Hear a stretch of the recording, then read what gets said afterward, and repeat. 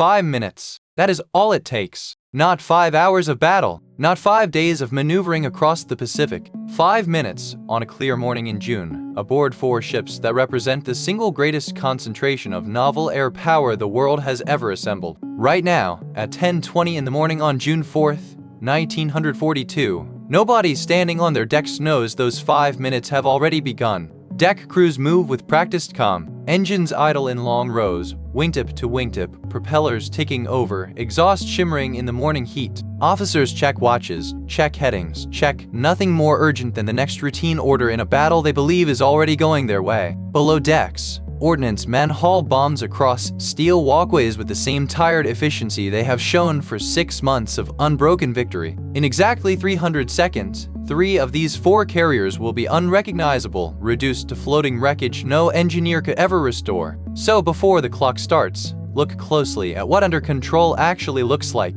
because for the Imperial Japanese Navy, it will never look this way again. 10:20 and 0 seconds. Aboard Akagi, the flagship, Admiral Chuichi Nagumo has just made the decision his staff recommended, the disciplined choice, the one that follows the manual. Rearm the strike aircraft properly. Recover the returning planes first. Launch one coordinated blow instead of a rushed, fragmented one. It is, on paper, exactly the kind of decision that wins battles, the kind that has won every battle Japan has fought since December. Below him, on the hangar decks of Akagi and Kaga and Soryu, that decision is now a physical fact, spread across every inch of exposed steel. Bombs sit stacked in rows where they were unloaded in a hurry, waiting to be struck back down into the magazines that should have held them all along. Torpedoes sit half-mounted on aircraft that were being converted for a different mission an hour ago and a different one before that, wrenches still lying where crews dropped them mid-task. Fuel hoses snake across the decks in long black coils, still connected, still live, because the returning strike force needs to land within minutes and there has been no time to secure them properly. None of this looks alarming to the men doing it.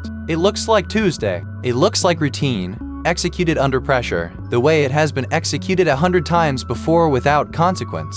Nobody on those decks knows they are standing inside the most flammable 400 feet of steel in the Pacific Ocean, arranged there by a decision that made perfect sense an hour ago and will make no sense at all 5 minutes from now. 10:20 and 40 seconds. On the bridge of Akagi, a lookout scans the sky out of habit more than expectation. Japanese fighters have spent the last half hour tearing apart wave after wave of American torpedo bombers, slow, low, and unescorted, and every one of those American aircraft has gone down without landing a single hit. The mood on the bridge is not fear. It is something closer to satisfaction. An officer remarks that the Americans are throwing everything they have and getting nothing for it. He is not wrong about what has already happened. He has no idea what that success have cost them, because every Japanese fighter that just won that fight is now down low, hugging the water, out of position, out of altitude, and out of time to climb back to where the next threat is already arriving from. 10:21. 1 minute gone. Above the clouds, at 20,000 feet, 2 squadrons of American dive bombers that were never supposed to find this fleet at all are converging on it from 2 different directions, neither pilot aware the other formation exists. One squadron has been trailing a lone Japanese destroyer racing to rejoin the main force, gambling that its course leads home. It does. The other has arrived almost by accident, fuel gauges dropping toward the point of no return, after a search leg that nearly sent them back to their own carrier empty-handed, their commander weighing, in the final minutes, whether to abandon the search entirely and turn for home. He does not. Call it luck, call it timing. Whatever it is, at 10:21, for the first time all morning, more than 30 American dive bombers are directly above the Japanese fleet, unopposed, engines throttled back, noses already tilting toward the water below, and not one lookout on any of the 4 carriers has looked up. 10:22. The countdown that no one on the Japanese fleet can hear reaches its final stage. Lieutenant Commander Wade McCluskey tips his Dauntless over into a dive from more than 14,000 feet, and behind him, one after another, the rest of his squadron follows, engines screaming as they drop nearly straight down toward the sea. On Akagi's deck, someone finally sees them, a streak of gray falling out of a clear sky at a speed that should not be possible, and for 1 full second there is no order, no siren, no reaction at all, because the human mind does not process a threat it was not looking for fast enough to outrun it. A shout goes up, dive bombers, the word barely out before the first bomb is already 3 seconds from impact. 3 seconds. That is how much warning Kaga's crew receives before their world ends. 10:22 and 20 seconds. The first bombs find Kaga. One strikes near the bridge, killing officers instantly and leaving the ship briefly without a functioning command her steering con before anyone below decks even feels the impact. A second bomb, then a third, punched through the flight deck into the hangar below. The same hangar packed seconds ago with fueled aircraft and stacked bombs and uncapped fuel lines. The explosion does not stay contained. It cannot. Fire finds fuel. Fuel feeds fire, and within moments Kaga's hangar deck becomes a single continuous inferno.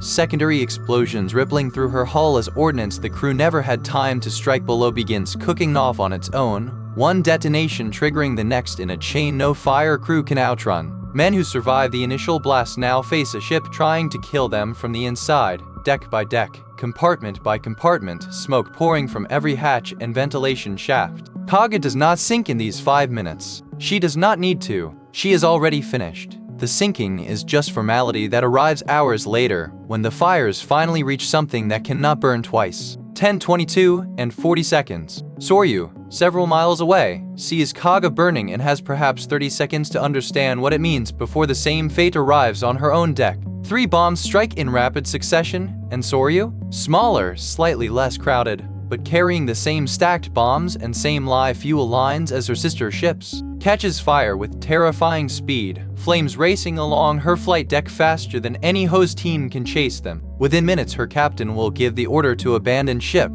watching from the water as the vessel he commanded an hour earlier becomes a column of black smoke visible for miles. Within hours, she will be the first of the 4 carriers to slip beneath the surface, taking hundreds of her crew down with her. 2 carriers, 2 minutes, and the third has not yet been touched. 10:24, aboard Akagi, still untouched. There is perhaps 90 seconds left in which the flagship of the entire combined fleet remains intact. On the bridge, officers watch 2 of her sister carriers burning on the horizon and understand, for the first time, that whatever comes next will happen too fast to stop. Someone gives the order to increase speed, to turn hard, to do something, anything, to escape the geometry of the attack still unfolding above them. The ship heels into the turn, wake churning white behind her. It does not matter. A single dive bomber, piloted by Lieutenant Richard Best, a pilot who had already begun his dive toward Kaga before pulling up at the last second to redirect toward Akagi instead, watching another squadron beat him to that target, releases one 500-pound bomb that will accomplish alone what an entire squadron accomplished against Kaga. 10:25. The bomb strikes near Akaga's rear elevator at the exact point where the flight deck meets the open hangar shaft below. It could not have found a worse location if it had been aimed with a ruler. The explosion travels straight down into the hangar, into the mass of fueled,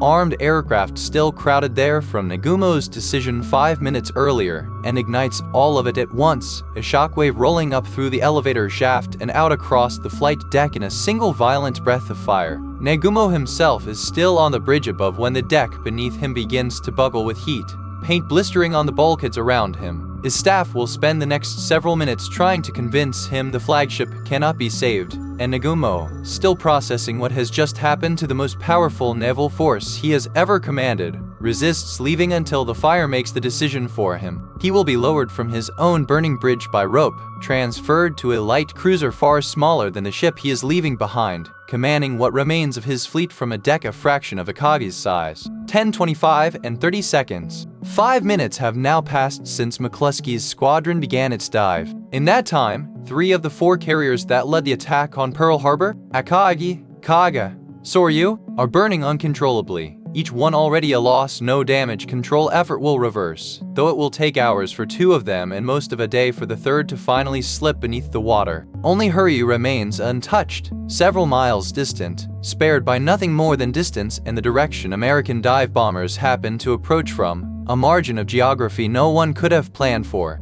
Aboard her, Rear Admiral Taman Yamaguchi had just watched 3 sister ships become funeral pyres in less time than it takes to walk the length of one flight deck, black smoke rising in 3 separate columns against a clear morning sky, and he now commands the only carrier Japan has left in this fight. He will use her within the hour to strike back, hard enough to wound an American carrier badly, but the fleet he commanded at dawn no longer exists, and nothing he does in the hours that remain can change what already happened in these 5 minutes. What actually happened in those 5 minutes, and why could it happen so fast? The answer is not simply that American dive bombers were skilled, though they were, arriving in a tight, disciplined dive after a search that could easily have failed. It is that Japanese doctrine, built around speed and concentrated striking power, had inadvertently built 3 of the most efficient bombs in naval history and then parked them on its own flight decks. Every element that made the Japanese carrier strike force so devastating against Pearl Harbor: aircraft mast wingtip to wingtip for maximum striking power,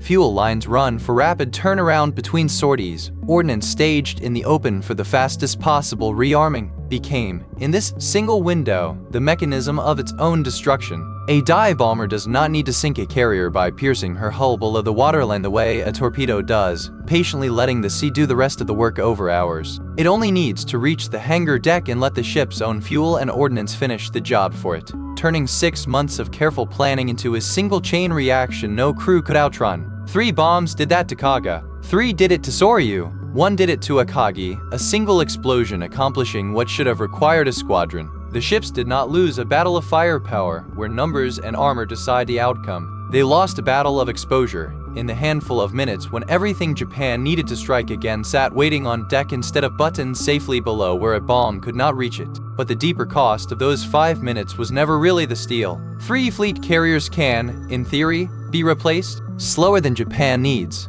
but not impossible, given years and shipyards and enough steel diverted from everything else the empire needs to build. What burned alongside Akagi, Kaga, and Soryu cannot be rebuilt on any timetable a naval planner can draw up. Aboard those ships were hundreds of the most experienced naval aviators in the Imperial Navy, men who had trained for a decade before Pearl Harbor, who could land a torpedo bomber on a pitching deck at night, who understood carrier warfare not as theory but as instinct built through years of peacetime drilling most nations never bothered to fund. They cannot be replaced by wartime pilot programs rushed through in months instead of years, no matter how many new aircraft roll off a Japanese assembly line. Aboard those ships were the maintenance crews who knew every quirk of every engine, the flight deck officers who could launch a full strike in the time it took an inexperienced crew to ready half of one. The entire accumulated institutional memory of how to run a fleet carrier at the level Japan had spent 15 years perfecting and would never again fully recover. Japan will build new carriers within 2 years. It will never again build pilots to fly from them at the level lost on this one morning, in these 5 minutes, because the training pipeline that produced them no longer exists in any form fast enough to matter,